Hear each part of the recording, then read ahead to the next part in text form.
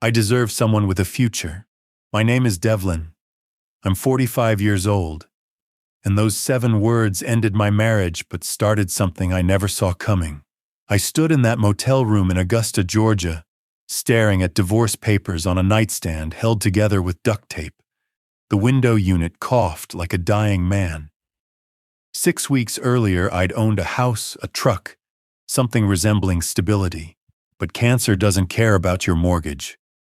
Sylvie's diagnosis came in January, stage 2 renal cell carcinoma. The surgeon at Augusta Medical said we had 8 weeks, maybe 10, before it likely spread. Our insurance had lapsed when Kelworth Manufacturing cut me to part-time. Cobra wanted $1,200 a month we didn't have. I did what I thought love required. I liquidated our life. I met Sylvie 13 years ago at a street festival downtown. She had paint on her cheek from a face painting booth, laughed too loud, danced to bad music, made me feel like more than just another factory worker grinding through life. We married 11 months later. Quick, but not crazy quick. Or so I told myself. She worked part-time at various boutiques, never the same one for more than a year. Said retail was soul-crushing. She was looking for her passion. I made enough at Kelworth running the injection molding machines. Covered the mortgage, bills, her car payment. That's what you do, right? You carry what needs carrying. Her sister Rhiannon treated me like Sylvie's unfortunate choice. Every family dinner included updates about someone's promotion, someone's vacation home, someone's everything we didn't have. Sylvie used to change the subject. Later, she'd just nod along. When Kelworth cut my hours from 50 to 25, Sylvie grew distant. Long calls with Rhiannon, complaints about our starter home we'd lived in 8 years, comments about friends' husbands who had ambition. Then came the tumor. The surgery cost $78,000, cash or certified funds up front. I sold our house to a flipper named Garrett, who knew desperation when he smelled it. Gave me $160 for a house worth $210. Sold my F-150 to my neighbor Eddie for $8,000 under Blue Book. Cashed out my 401k, took the tax hit, watched 20 years of saving evaporate. I pawned my grandfather's watch, the one he wore in Korea, for $800. Still have the ticket somewhere. Keep thinking I'll go back for it. I borrowed $12,000 from my cousin Marcus, $5,000 from 2 guys at work, $3,000 from a poker buddy who knew I was good for it, back when I had something to be good for it with. The surgery went perfect, clean margins, no spread, cancer-free. I moved us into the Peachtree Inn off Highway 1, $60 a night, weekly rates available. I picked up night shifts at an Amazon warehouse, throwing boxes until my spine felt like broken glass. Came home at dawn to find Sylvie already awake, staring at her phone, texting someone. "How you feeling?" I'd ask. "Fine," she'd say, not looking up. 6 weeks after her final clearance from the oncologist, she handed me the papers. Rhiannon stood behind her sister like a bouncer, arms crossed, jaw set. "This isn't working, Devlin." Sylvie's voice was rehearsed, like she'd practiced in the mirror. "You're broke. You're living in a motel. I deserve someone with a future. I sold everything for your surgery. I didn't ask you to." I stood there, warehouse dust in my lungs, forklift grease under my nails, trying to process how saving someone's life made you the villain. They left in Rhiannon's BMW. I sat on that sagging bed listening to the air conditioner wheeze, wondering if this was what bottom actually felt like or if there were deeper floors I hadn't found yet. I found out about the inheritance the way you find out about most life-changing things, through a phone call that almost went to voicemail. "Mr. Morrison? This is Harrison Finch. I'm handling your great-uncle Cyrus's estate." "I don't have a great-uncle Cyrus." "You do." "Did. He passed 8 months ago. There have been complications with the estate. Turned out Cyrus was my grandfather's brother. They'd had some falling out in 1962, never spoke again. Cyrus never married, no kids. I was the only blood relative left, but finding me took Harrison's firm months.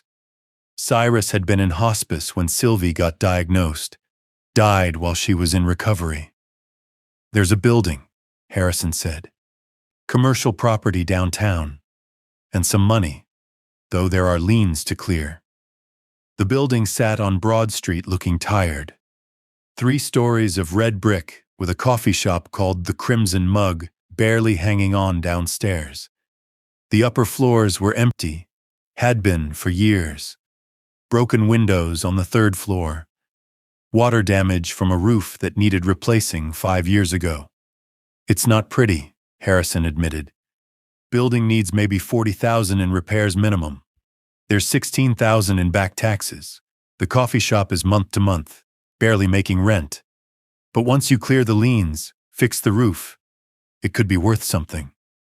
After everything was settled, taxes, liens, legal fees, I had the building and $28,000. Not life-changing money, but enough to start changing my life. I spent that spring learning to be a landlord. YouTube University taught me roofing repairs. Marcus helped weekends when he could. We patched the roof with tar and prayers. Replaced broken windows with plexiglass until I could afford real glass. Painted over water stains. Elena, who owned the Crimson Mug, paid what she could in rent, sometimes $1,200, sometimes $800, and a bag of coffee. She had her own struggles, credit cards maxed from keeping the shop alive through COVID. "I know it's not enough," she said one month, handing me $600. "It's something," I said. "We're both rebuilding." That's when Sylvie reappeared. "Heard you got an inheritance." She stood in my building's doorway like she belonged there. "Heard you got a new boyfriend." I'd seen Orion Castellanos' Lexus parked outside her apartment. Medical equipment salesman. Looked like the kind of guy who leased his personality along with his car. We're not together anymore." "What do you want, Sylvie?" "My lawyer says I might have a claim. We're not officially divorced yet. Still technically married when you inherited this. We were separated. You filed papers. Doesn't matter. Divorce isn't final. Georgia law says, get out." She left, but her lawyer's letter arrived 2 days later, claiming right to equitable distribution of marital assets, including the building. Harrison wasn't encouraging. "She's not entirely wrong. Georgia law on inherited property during separation is murky. You've put marital labor into improving it with inheritance money. Can you prove every dollar, every hour of labor, and you're using rental income to pay for the motel you're living in? That connects it to marital support. So she might win? She might get something, maybe 20, 30%, or a buyout. I couldn't afford a buyout. Could barely afford ramen. There's another option," Harrison said. "We investigate. Sometimes people reveal patterns. The investigator cost $3,000 I didn't have. Marcus lent it to me." "You sure about this?" he asked, writing the check in his truck outside the bank. "What if you don't find anything? Then I'm out $3,000 I don't have. But something's off, Marcus. The timing, how fast she moved on. Nobody gets over 13 years that quick, unless they were already gone." He handed me the check. "Remember when we were kids? You always knew when someone was cheating at cards. Could never prove it. But you knew. This feels the same. Then trust your gut. And hey," he grabbed my shoulder, "whatever this guy finds, it doesn't change what you did. You loved her enough to save her life. That's who you are. What she did with that gift, that's who she is." What the investigator found was worth every penny. Emails between Sylvie and Rhiannon going back 18 months. Not just complaining about me, actively planning the exit, but the key was timing. Rhiannon had been sending Sylvie money for 6 months before the cancer diagnosis. Small amounts to a separate account. Building an escape fund. More interesting were Sylvie's medical records. She'd gotten a second opinion about her cancer 3 weeks before telling me. The first doctor had offered a payment plan option through a charity program. She'd declined, never mentioned it, chose the cash-only surgeon instead. The investigator had photos from the cancer center's security footage. Sylvie and Orion in the parking lot. Her laughing. Him touching her face. Date stamp. 2 days after her surgery, while I was sleeping in my truck in the hospital parking lot because I couldn't afford gas to drive back to the motel. She'd told me she needed space to recover, didn't want me hovering. I'd sat in that truck eating vending machine crackers, thinking I was respecting her healing process. She was already planning her next life while I was rationing quarters for coffee. Then there was Orion. The investigator found receipts, dinners during her recovery, hotel rooms charged to his card while I was working nights. They'd met at the cancer center. He was selling equipment. She was getting treatment I was paying for. But the real ammunition was a text from Sylvie to Rhiannon. O says, once the divorce is final and I get half of Dee's inheritance, we can invest in his startup. She wasn't just leaving me. She was funding her new life with money she thought she'd extract from mine. It's not criminal fraud, Harrison explained, but it shows pattern of deception. More importantly, the adultery during marriage affects property division in Georgia. Not an automatic forfeiture, but significant. What about her claim? We counter-argue that the building was inherited after separation, that improvements were made with inherited funds, and that her adultery and deceptive behavior negate any equitable claim. Will it work? Depends on the judge. The hearing was in September, 7 months after she'd filed, 4 months after I'd gotten the building marginally functional. Judge Coleman was 70 if she was a day. Looked like she'd rather be anywhere else. Sylvie's lawyer argued the timeline. Technically married when the building was inherited. Marital labor improving it. Rental income supporting marital obligations. Harrison countered with evidence of the separation. Proof that all improvements came from inherited funds. And then dropped the investigator's report. Your Honor, Mrs. Morrison was conducting an extramarital affair during the marriage, while Mr. Morrison was liquidating assets for her medical care. She declined charity assistance that would have prevented this liquidation. The text messages show she intended to use any settlement to fund her boyfriend's business venture. Judge Coleman reviewed everything. Slowly. The courtroom was silent except for the air conditioning and Rhiannon's angry breathing. Mrs. Morrison, when did your relationship with Mr. Castellanos begin? Sylvie's lawyer whispered urgently. Sylvie answered. During my recovery. While your husband was working to pay for your medical care? Yes. The judge set down the papers. The property was inherited after separation.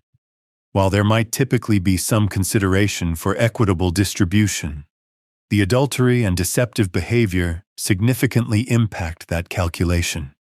She looked at Sylvie. You used your medical crisis to extract maximum sacrifice from your husband while planning your exit with another man. That's relevant.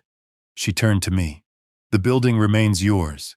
However, as the divorce was not final at inheritance, I'm awarding Mrs. Morrison a one-time settlement of $5,000. $5,000. I wanted to argue, but Harrison grabbed my arm. Later, he explained, we won. She wanted half of a $300,000 building. She got $5,000. Take the win. I paid Sylvie's $5,000 by selling the plexiglass windows and going back to cardboard for a month. She cashed the check and disappeared from my life. Heard later she and Orion moved to Florida. His startup failed. They broke up. She moved back in with Rhiannon, who apparently never forgave her for getting so little in the settlement. I kept working on the building, slowly, one repair at a time. The worst was the third-floor bathroom. Pipes had burst years before Cyrus died, rotted the subfloor through. I'd try to fix one thing, and 3 more would break. Spent a whole Saturday fighting with a shut-off valve that hadn't been turned since the Reagan administration, spraying myself with rust-colored water that smelled like pennies and regret. Elena found me sitting on the floor, soaked, surrounded by broken plywood and failure. "You okay?" she asked. "This building's fighting me. Everything I fix reveals 2 more problems. It's like—" I stopped, realizing what I was about to say. Like what? Like my marriage. Every time I thought I'd fixed something, solved some problem, there was always something else wrong underneath. I just kept patching, kept hoping if I fixed enough things, it would hold together. She sat down next to me on the wet floor. "But this is different. This building's honest about being broken. It's not pretending to be solid while the foundation rots." Elena and I started having coffee together most mornings. Not dating, just talking. She was going through her own divorce, understood what it meant to rebuild from rubble. "You know what I hate," she said once, "how everyone expects you to be grateful for the lessons. Like pain is some gift you should unwrap with a smile. Right? Like thanks, universe, for teaching me my wife was playing me. Really needed that wisdom." She laughed. She had a good laugh. Still does. We started dating a year later. Nothing dramatic. She still struggles with the coffee shop. I still fight with the building's ancient plumbing. She's got trust issues from her ex. I flinch when anyone mentions medical bills. We're both damaged goods, but at least we know what's broken. It's been 2 years now. The building's functional, if not pretty. All 3 floors rented. The coffee shop downstairs, a tax office on the 2nd floor, and 3 small apartments on the 3rd. After expenses and repairs, I clear about $4,000 a month. Not rich, but stable. I keep a photo from the Investigator's file in my desk drawer. Not the ones of Sylvie with Orion. I burned those. This one's from the cancer center's lobby camera. It's me, asleep in a waiting room chair, still in my work clothes, holding a coffee cup that's tipping sideways. I look destroyed. But I was there. That's what I remind myself when the anger comes back. I was there when it mattered, even if I was the only one who thought it mattered. That man in the photo didn't know he was being played. He just knew someone he loved needed him. I'm not embarrassed by him anymore. Marcus helped me buy a second property, a duplex that needed everything. We're fixing it up nights and weekends. Maybe flip it, maybe rent it. Depends what makes sense. Elena and I are still together. She moved in 6 months ago. Still pays her half of everything. Still reminds me when I'm being an idiot about money. We fight sometimes. She thinks I work too much. I think she undercharges for coffee. Normal stuff. Real stuff. My grandfather's watch is still at the pawn shop. The ticket expired long ago. Watch probably sold. Sometimes I drive by. Think about what it represented. Time he gave to his country. Time I gave to someone who was already gone. Time you can't get back, no matter what you sacrifice. But here's what I learned. Rock bottom isn't a floor, it's a foundation. The difference is what you build on it. The building Cyrus left me wasn't some perfect gift from a benevolent universe. It was a broken thing that needed more work than I had strength for. But that's what made it mine. Every patched wall, every replaced tile, every small victory earned with bloody knuckles and borrowed tools. The investigator told me something during the case. People think betrayal happens in one moment, but it's usually 1,000 small abandonments. The moment you notice is just when the last piece falls. He was right. Sylvie left me long before she served those papers. Probably before she got sick. Maybe before I even noticed I was alone in my own marriage. But that's okay now. Not forgiven. I'm not that evolved. Not forgotten. I'm not that forgetful. Just okay. A scar that only hurts when the weather changes. Some mornings I drink coffee at Elena's shop before the world wakes up. The building creaks and settles. Pipes knock in the walls. The coffee maker hisses like an old cat. It's not perfect. The roof still leaks in the corner when it rains hard. The third-floor tenants complain about the radiator noise. Elena and I argue about whose turn it is to buy groceries.